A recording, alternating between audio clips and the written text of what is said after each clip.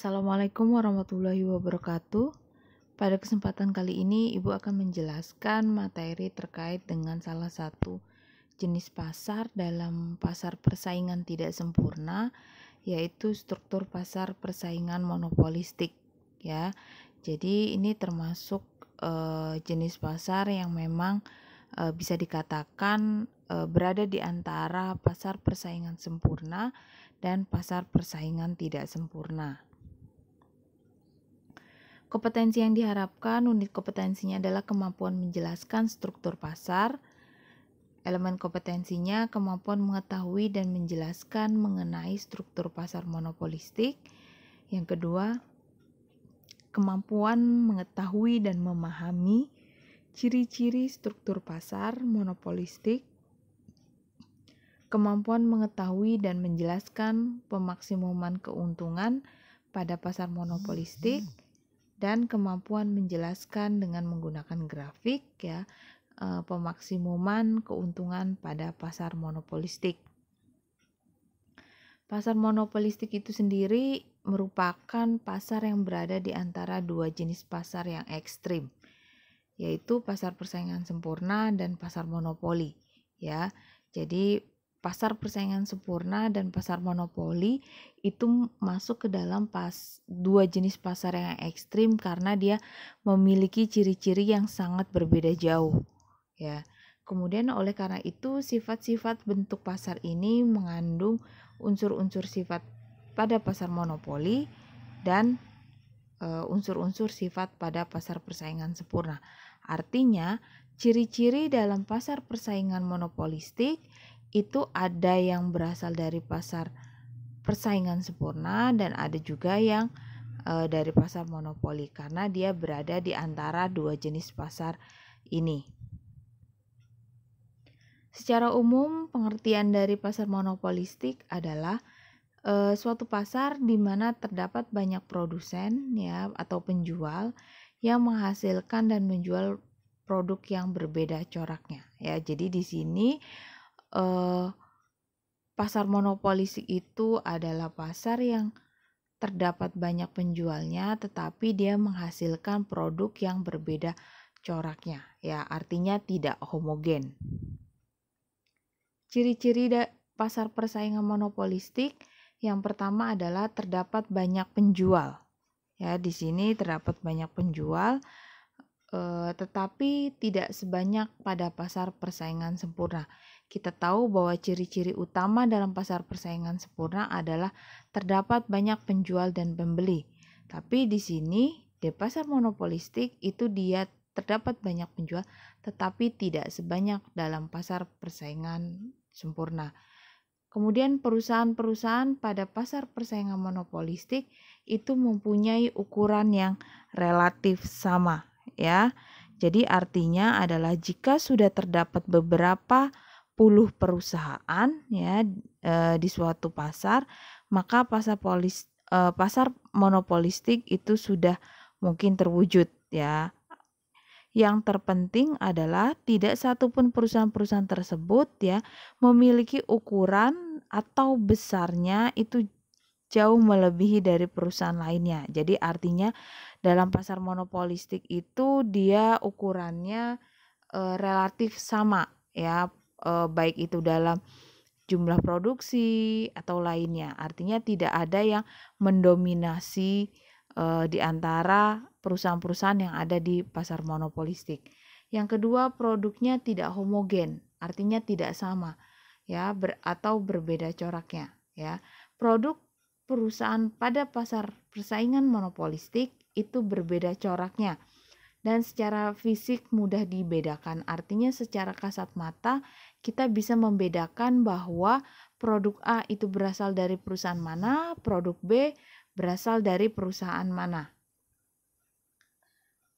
Perbedaan lain bisa berupa kemasan, cara pembayaran, pelayanan penjualan.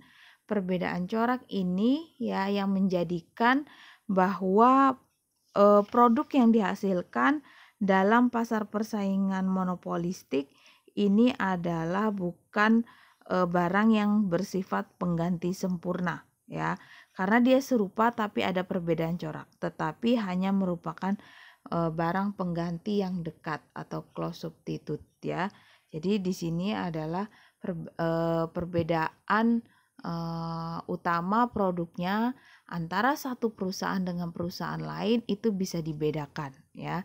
Yang paling mudah dibedakan misalnya dia sama-sama jenisnya misalnya makanan ya merek A, maka konsumen bisa membedakan ya produk merek A ini dari perusahaan mana misalnya, atau jenis barang merek A ini dari perusahaan lainnya. Artinya dari segi kemasan, kemudian varian rasa, ya ataupun bentuknya dan lain sebagainya.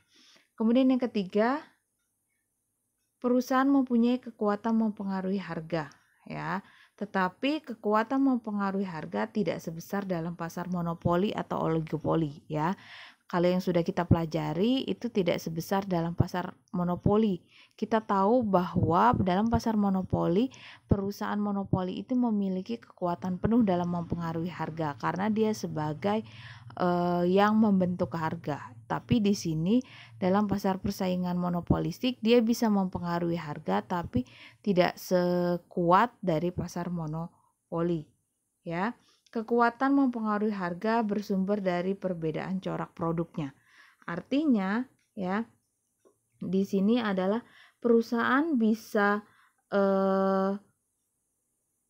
memberikan harga yang tinggi ya berdasarkan pada produk yang dihasilkan. Kalau produknya itu kualitasnya bagus, kemudian memang dia sudah ada sejak lama, ya kalau dibandingkan dengan produk baru, pasti perusahaan tersebut bisa memberikan harga yang lebih mahal dibandingkan dengan perusahaan lainnya, ya. Sehingga dalam hal ini adalah menyebabkan pembeli bersifat memilih. Jadi di sini biasanya ya pembeli lebih menyukai barang dari perusahaan tertentu dibandingkan dengan barang dari perusahaan lainnya. Kemudian yang keempat, masuk ke dalam industri atau pasar relatif mudah.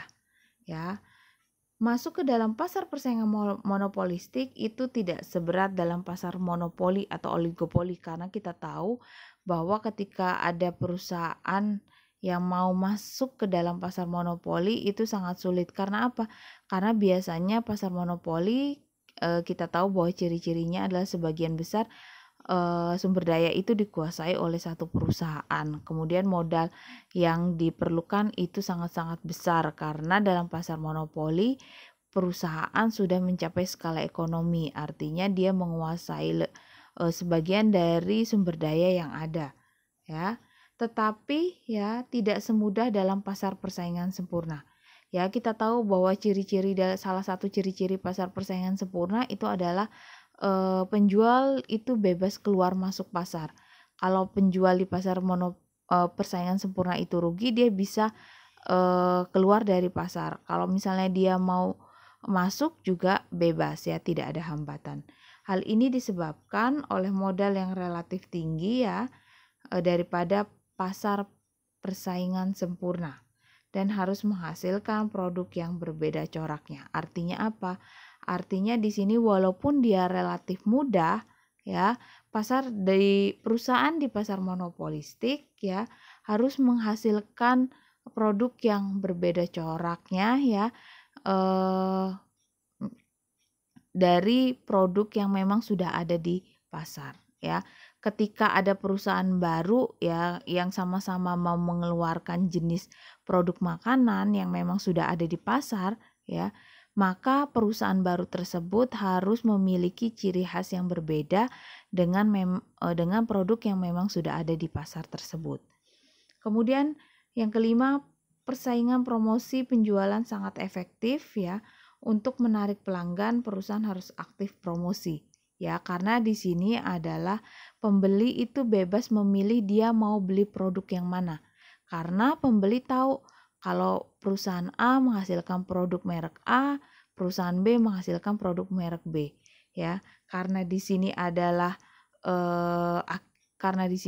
produknya sama tapi ada perbedaan corak tadi ya, baik dari segi kemasan, pembayaran, variasi bentuk ya, maka perusahaan harus aktif dalam mempromosikan barangnya ya.